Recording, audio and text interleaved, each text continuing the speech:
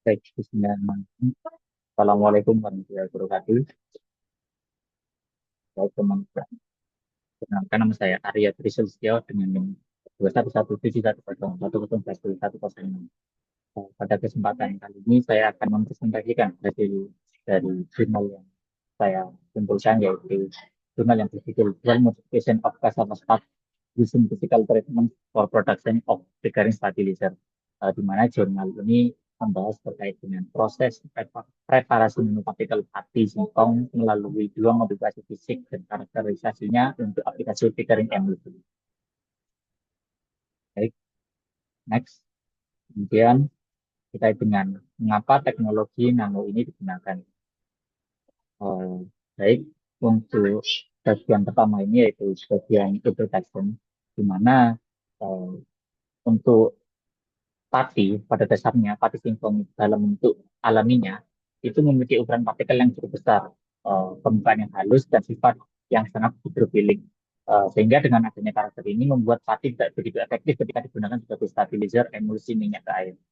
Kemudian dengan adanya teknologi ini, melalui teknologi nano, pati dapat dirubah menjadi partikel dengan ukuran yang jauh lebih kecil dan luas permukaan yang lebih besar, sehingga lebih mudah untuk berinteraksi dengan fase minyak.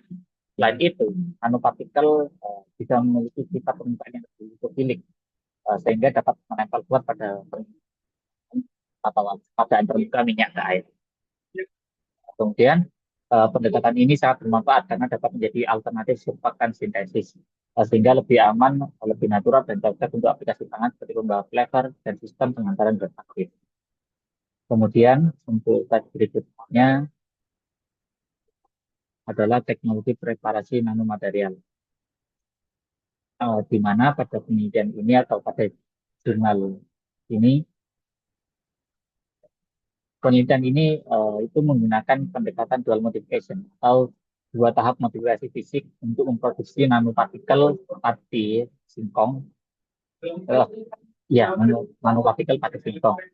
Kemudian untuk tahap pertama ini adalah tahap pretreatment, yaitu perlakuan awal untuk merubah struktur granula pati, di mana dua jenis pretreatment yang digunakan adalah ultrasound dan heat moisture treatment.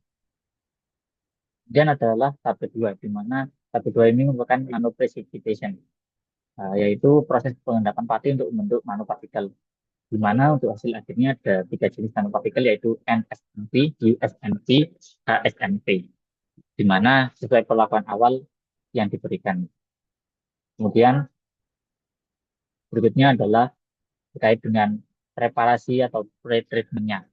Untuk yang pertama yaitu ultrasound, di mana untuk pre-treatment ultrasound ini menggunakan, mohon maaf, untuk pre-treatment ultrasound untuk perlakuan ini patut sonikasi menggunakan gelombang ultrasonik 25 kHz pada daya 154 watt selama 30 menit. Untuk gelombang ultrasonik ini menghasilkan fenomena kavitasi, yaitu pembentukan dan pecahnya gelembung mikro yang menyebabkan kerusakan mekanik pada permukaan granula.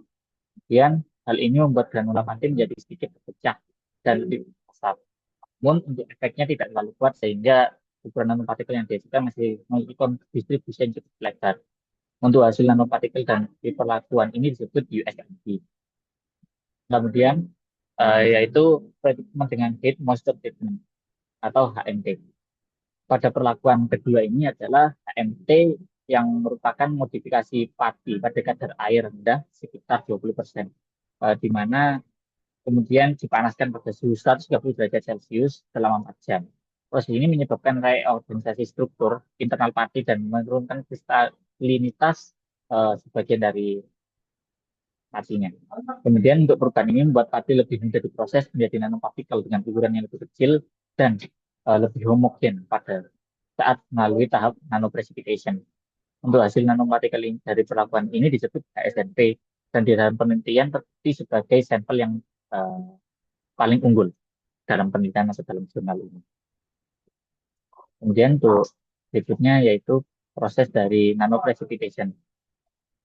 Untuk proses nanoprecipitation sendiri, uh, di merupakan proses pembentukan nanopartikel yang dilakukan dengan metode nanoprecipitation. Itu merupakan proses pembentukan nanopartikel di mana tahapannya yaitu merupakan pelarutan pati dalam air dengan konsentrasi 5% W per V, lalu digelatinisasi pada suhu 95 derajat selama 30 menit. Kemudian setelah didinginkan, etanol absolut ditambahkan dengan perbandingan 1:1 secara volume. Penambahan etanol ini merupakan atau menyebabkan pati mengendap dan membentuk agregat nanopartikel. Kemudian campuran ini kemudian diaduk selama 12 jam, disentrifugasi dan dikeringkan suhu. Kemudian metode ini sangat aman untuk diaplikasi pangan karena hanya melibatkan air dan tanah.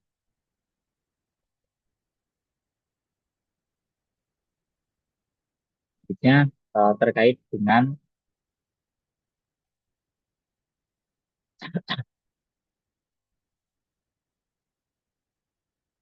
selanjutnya terkait dengan proses atau nanoprecipitation dari mohon maaf dari slide saya terdapat kekeliruan di mana untuk dirinya merupakan tahapan atau tahap alir dari proses yang ada pada jurnal ini.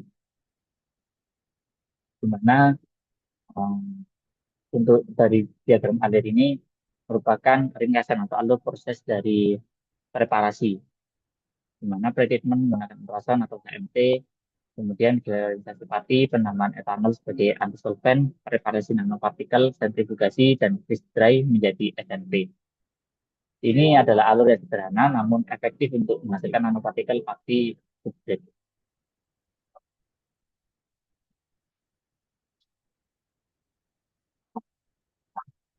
Ya, yang poin berikutnya adalah terkait dengan karakterisasi nanomaterial.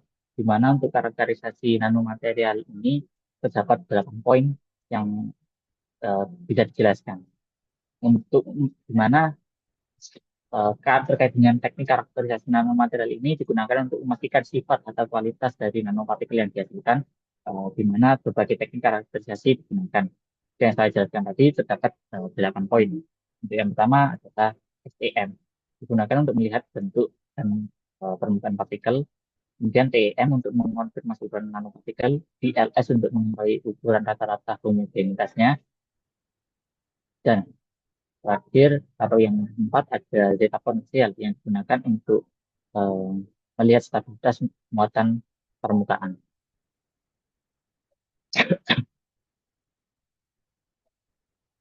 Selanjutnya ada karakterisasi dari nanomaterial untuk bagian kedua. Di mana untuk bagian kedua ini terdapat XRD yang dimana digunakan untuk menguji perubahan struktur kristalin dari A-type menjadi lebih almos atau B-type. Kemudian FTIR digunakan untuk melihat perubahan gugus fungsi, terutama penurunan gugus OH. Kemudian DSC untuk menunjukkan bahwa nanopartikel sudah tidak memiliki puncak gelanisasi atau yang digunakan untuk menandakan struktur amok. Dan yang terakhir atau yang poin ke-8 adalah poin pengujian contact angle serta oil absorption capacity, mana poin ini menunjukkan seberapa lilit permukaan nanopartikel tersebut. Baik, selanjutnya beralih ke poin berikutnya atau poin pembahasan. Dimana untuk poin yang pertama ini adalah hasil utama karakterisasi dari nanomaterial. Pada bagian ini kita akan membahas hasil karakterisasi yang menunjukkan bagaimana dua perlakuan fisik yaitu ultrasound dan deep moisture treatment memberikan dampak yang berbeda terhadap struktur padi dan performanya sebagai nanopartikel. Yang pertama, berdasarkan hasil pengukuran menggunakan TM dan DLS terlihat bahwa HSNT yaitu nanopartikel hasil perlakuan HNT mempunyai ukuran distribusi paling kecil dan paling homogen. Hal ini tercermin dari nilai Paul Disparity Index atau PDI yang lebih rendah dibandingkan USNP maupun NSNP. Rendahnya PDI ini mengindikasikan bahwa proses nukleasi dan pertumbuhan nanopartikel lebih terkontrol pada sampel HNT. Karena struktur padi yang sudah mengalami reorganisasi parsial lebih mudah terbagi menjadi unit-unit kecil saat melalui proses nanoprecipitation. Kemudian hasil EFF, SEM menunjukkan bahwa permukaan HSFT jauh lebih kasar. Kekasaran permukaan ini merupakan faktor penting karena struktur yang tidak rata memungkinkan pembentukan interlocking yang lebih baik pada interface minyak atau air, interface minyak kayu. Inilah yang menjadi salah satu alasan mengapa HSMP memiliki stabilitas emulsion lebih unggul.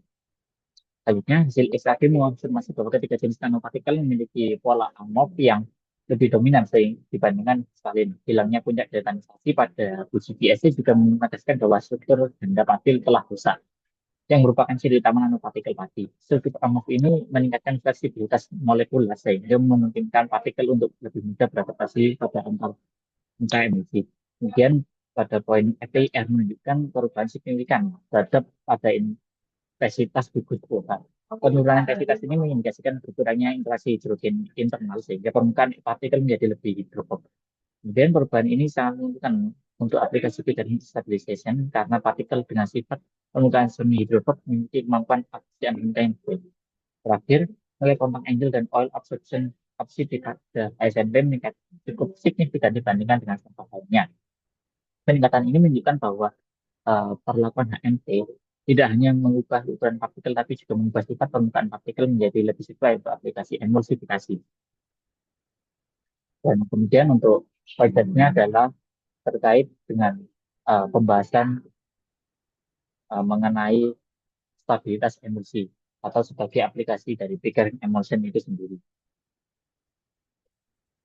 Untuk pada poin pembahasan kali ini, eh, yaitu pada tahap aplikasi, di mana nanopartikel pati diuji sebagai Pickering stabilizer dalam emulsi minyak ke air dengan konsentrasi minyak sebesar 20%. Hasilnya menunjukkan perbedaan performa yang sangat jelas antara tiga jenis SMT.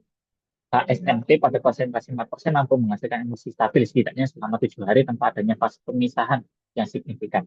Stabilitas ini diperoleh karena kombinasi dari beberapa faktor struktur partikel, yaitu ukuran nanopartikel yang lebih kecil, distribusi yang lebih homogen, sifat permukaan yang lebih hidrofob, serta topografi permukaan yang lebih dasar. Mekanisme stabilitasnya dapat dijelaskan melalui pembentukan interfacial armor, atau ketika nanopartikel HSNP berabsorpsi di permukaan tetesan minyak, partikel-partikel tersebut membentuk lapisan padat yang saling bertautan sehingga menghambat koalescensi dari antar tetesan nanopartikel tersebut. Kemudian kekasaran bukan ini memainkan peran penting dalam membentukkan lapisan ini karena pada bagian yang menonjol membantu meningkatkan kekuatan adhesi antara partikel dan permukaan minyak. Sebaliknya, USMT memberikan stabilitas yang sedang. Hal ini terjadi karena struktur permukaan yang kurang kasar dan ukuran partikel tidak sehomogen HSMT. Meskipun lebih baik dari NSMT maupun USMT, di mana masih mengalami sedikit creaming setelah beberapa hari penyimpanan. Sementara itu NSMT sebelumnya gagal membentuk emulsi stabil, di mana ini membuktikan bahwa pati tanpa modifikasi tidak memiliki karakteristik yang dibuktikan untuk menjadi Pickering stabilizer. Ukurannya yang besar dan sifat permukaannya yang terlalu hidrofilik menyebabkan partikel tidak dapat menempel dengan baik pada antarmuatan, sehingga tetesan minyak cepat bergabung kembali dan terjadi fase separasi. Secara keseluruhan, keberhasilan HSNP sebagai Pickering stabilizer berasal dari interaksi sinergis antara struktur internal yang amorf, ukuran partikel nano yang konsisten, sifat permukaan semi hidrofob, dan kemampuan membentuk lapisan mekanis yang kuat. Untuk faktor-faktor ini menjadikannya kandidat ideal untuk diaplikasikan dalam sistem pangan seperti pembawa flavor, minyak siri, maupun sistem emulsi multi komponen. Baik, terkait dengan pembahasan mungkin itu saja. Ini adalah poin terakhir dalam presentasi kali ini, yaitu terkait dengan kesimpulan. Mana untuk kesimpulan ini dapat disimpulkan terkait dengan jurnal yang sudah saya bahas ini, di mana dari penelitian ini dapat disimpulkan bahwa kombinasi antara heat muscle treatment dan nanoprecipitation adalah metode paling efektif untuk menghasilkan nanopartikel pada singkong. Nanopartikel yang dihasilkan memiliki ukuran kecil, lebih homogen, sifat permukaan yang lebih lipofilik, serta ukuran amorf dan ideal untuk stabilitas emulsi. Kemudian, metode ini sepenuhnya update dan memiliki potensi yang besar untuk digunakan dalam berbagai aplikasi pangan termasuk flavor, stabilizer emulsi, dan sistem pengantaran dan aktif. Baik, Eh, Mungkin itu saja presentasi yang dapat saya sampaikan kepada rekan-rekan sekalian. Kurang lebihnya mohon maaf. Saya tutup. Wassalamualaikum warahmatullahi wabarakatuh.